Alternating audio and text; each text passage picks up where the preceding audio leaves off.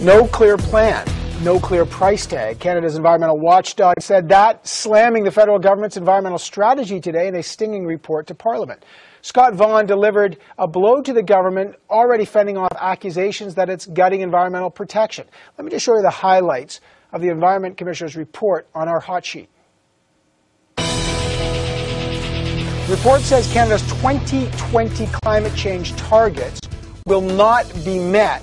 He says the sector-by-sector approach might not be working. There's no way to measure it. He said the government has not costed out its environmental plan or compared it to the Kyoto plan it ditched, and it hasn't set aside enough money to clean up contaminated sites, saying it falls $500 million short. Is Canada becoming an environmental laggard, or is it simply about not catching up yet, and Canada's taken steps that the Environmental Commissioner missed out on, as the Environmental Minister said? Let's dig in. MPs are here. Michelle Rempel's here, the Parliamentary Secretary to the Minister of the Environment. NDP Environment Critic Megan Leslie's here. The Liberal Environment Critic is here. Kirsty Duncan. And the Green Party leader, Elizabeth May, is here. So we got a packed panel today. Let's get first response from the government. Michelle Rempel, the Environment Commissioner's report says this. I'll just give a quote.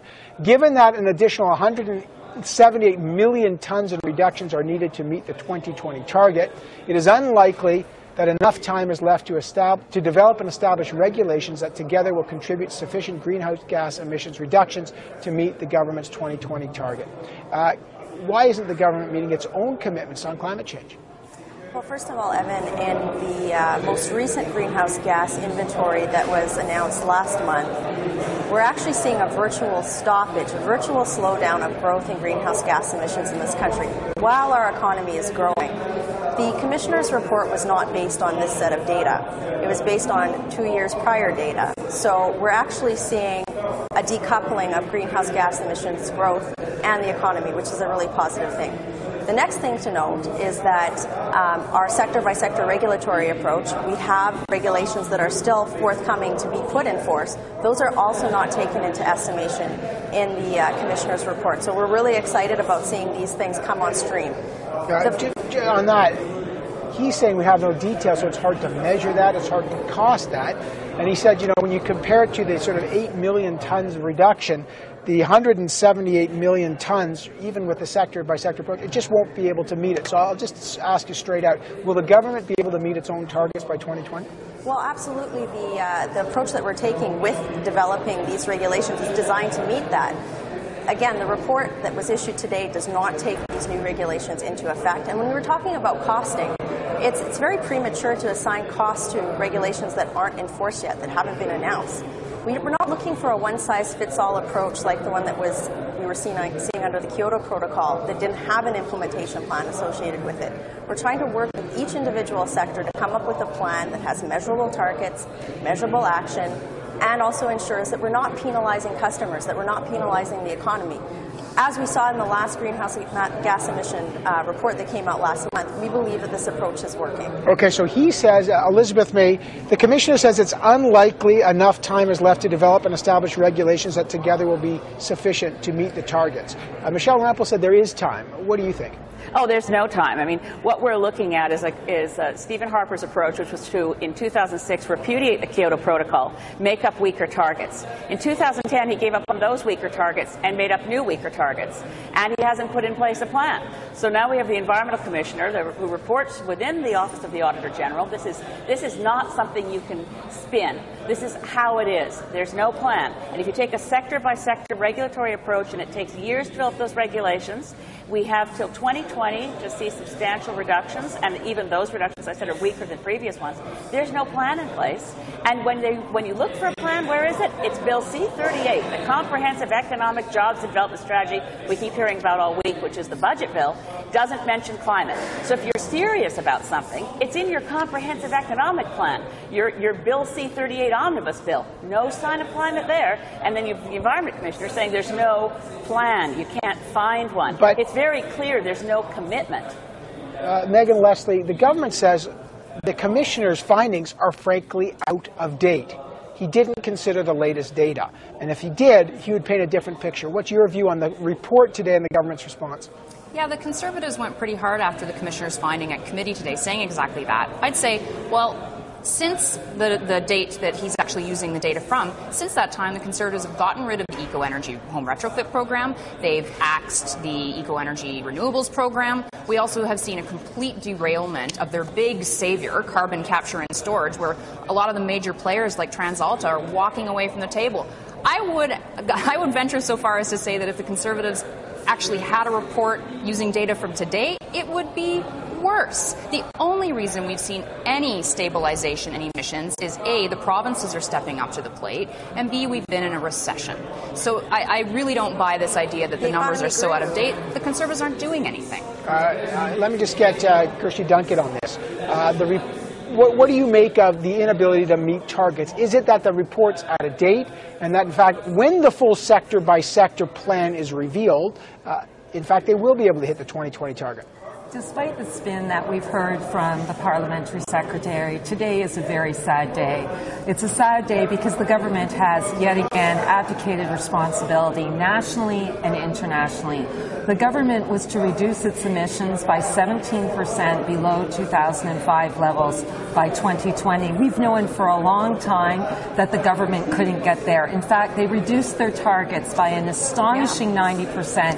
And when they did that, they could still only get us 25% of the way there. If you were truly serious about climate change, you would put in place a comprehensive climate change plan. This sector-by-sector approach is playing on the fringes. It's a delay tactic. They've looked at renewables. They've looked at transportation. They say they're going to look at the third most important sector, which is electricity. Well, what about the second most, which is the oil and gas industry? The oil sands are the fastest growing source of greenhouse gases in this country. This is a delay tactic. It's a smokescreen. Michelle Rempel, there's three critics there. What's your response to them? They're saying the plan, we don't know the plan yet. And even if you had the data, the plan will still not hit the government's own targets. And that's what the Environment Commissioner also says. Well, I think it's rich for my Liberal critic to be talking about inaction when we saw greenhouse gas emissions grow by 30%. We actually had a plan that you killed. What we've done is we've said, let's look at the biggest emitting sectors. We've looked at transportation. We've looked at the coal-fired electricity sector. Let's work with these stakeholders to figure out a way to put in regulations that will reduce greenhouse gas emissions without increasing cost to consumers.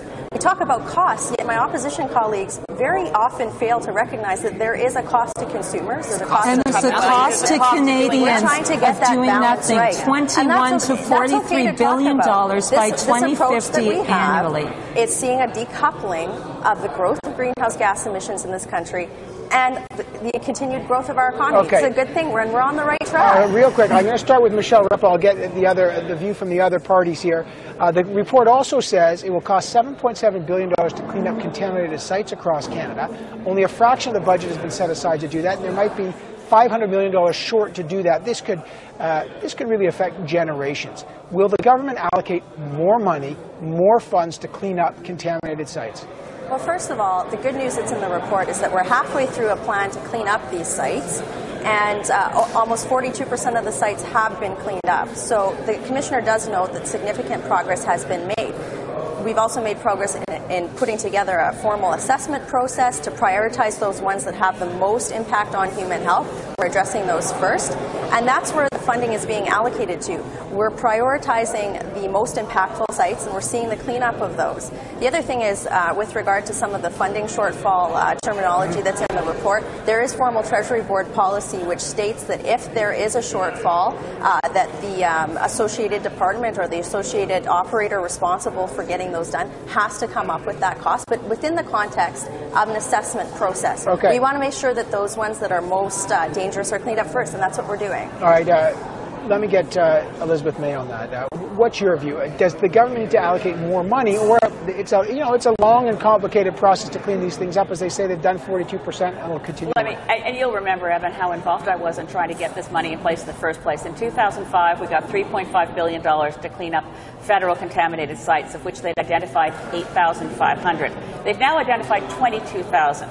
So when Michelle says they're 42% along the way, of the first 8,500, we now know there's 22,000 federal contaminated sites.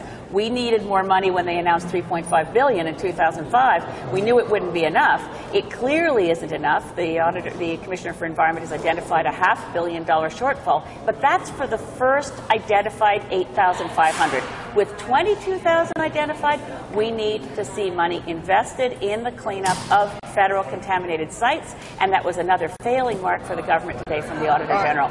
All right, I know you guys have to go, but real quick, I just want an update from Megan Leslie. There was negotiations between the government and the NDP today on whether you'd hive off some of the environmental changes in the Budget Implementation Act. The government House Leader and your House Leader, your party tried to move a motion to remove some of those from the budget bill so they can be considered in a separate debate. Any update on those negotiations? Or, as Thomas Mulcair said to me on the House, will the NDP be taking any action on that? Those negotiations were happening while I was actually at Environment Committee with the Environment Commissioners, so I don't have an update for you. Perhaps by the end of the show we can get one to you. Okay, that would be great. And last word, just to be fair here, everyone had 2 kicks at the can. Kirsty Duncan, does the Liberals also want that hived off? Actually, we called for the environmental protection pieces to be hived off 2 weeks ago. If the Parliamentary Secretary and the Minister of the Environment truly believe that Bill C-38 is good for the environment, they should have the courage of their convictions to remove it, to have it under public scrutiny, clause by clause at the Environment Committee, the only committee with the expertise to actually review it. And the Fisheries Act changes should go to the Fisheries Committee. All right, so we'll find out. Michelle Rempel, any movement on? There's negotiation. Will the government consider removing any of those environmental changes from the Budget Implementation Bill to be considered separately? Well, I know that my colleagues here do have expertise on the environment, and I'm sure regardless of the format, we're going to have a very vigorous debate, and I look forward to participating in that. Okay, just so I can understand that. So you're not going to separate it out? Again, we're proceeding as planned. Okay, I assume that it's not going to be hived off. Michelle Rempel, Megan Leslie, Kirsty Duncan, Elizabeth May, I know you've got to run to do many other interviews. I appreciate your time today. Thanks so much for having us. All right.